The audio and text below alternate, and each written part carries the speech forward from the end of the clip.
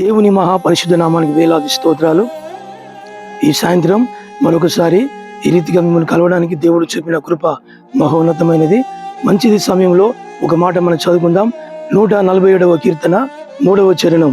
గుండె చెదిరిన వారిని ఆయన బాగు చేయవాడు, వారి గాయములు కట్టువాడు. ఈ లోకములో గుండెకి సంబంధించిన డాక్టర్స్ ఎంతో మంది ఉన్నారు, కానీ ఆ గుండె లోపల ఉన్నటువంటి మానసిక పరిస్థితిని ఎరిగిన వాడు నా దేవుడే.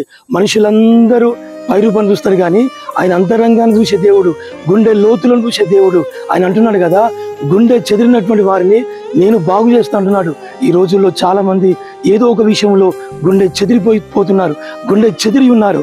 అంత మాత్రమే కాదు, కొంతమంది అనేక గాయములు, మరి ప్రేమించిన వారే మోసం చేస్తున్నారు, సొంత వారే శత్రులుగా మారుతున్నారు. ఒకవైపు అప్పుల సమస్యలు, మరొక వైపు మరి ఆ మనుషులతో వచ్చేటువంటి భయంకరమైనటువంటి పరిస్థితులు, ఇవన్నీ అనుభవించి గుండెకి ఎన్నో గాయాలవుతున్నాయి. ఆ గాయాలన్నీ కూడా దేవుడు కడతా అంటున్నాడు. ఎంత గొప్ప దేవుడమ్మా, ఎంత గొప్ప దేవుడి మనం నమ్ముతున్నటువంటి యేసుప్రభు దేవుడు. ఈరోజు ఈ యొక్క మాటలు ఎవరైతే వింటున్నారో మీకు ఒక శుభవార్త. ఇదిగో, మీరు గుండె చెదిరినారా, అనేక గాయములు అయ్యారా, ఆ గాయములను కట్టడానికి నా యేసు ఉన్నాడు.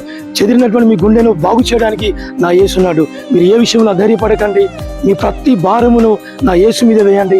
ఆయనే మీకు మనశ్శాంతిని నెమ్మదినిస్తాడు. మంచిది సమయంలో ఒక మాట మనం ప్రార్థన చేసుకుందాం. పరిశుద్ధుడా, మహాగణుడా, సర్వోన్నతుడా, ఈ సాయంకాలం ఎంతమంది వాక్యం విన్నారో ప్రభు, వారందరినీ మీరు బలపరచండి.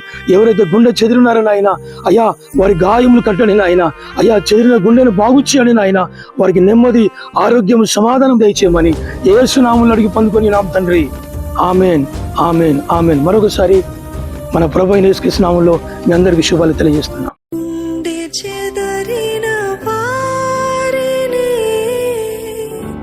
బాగు చే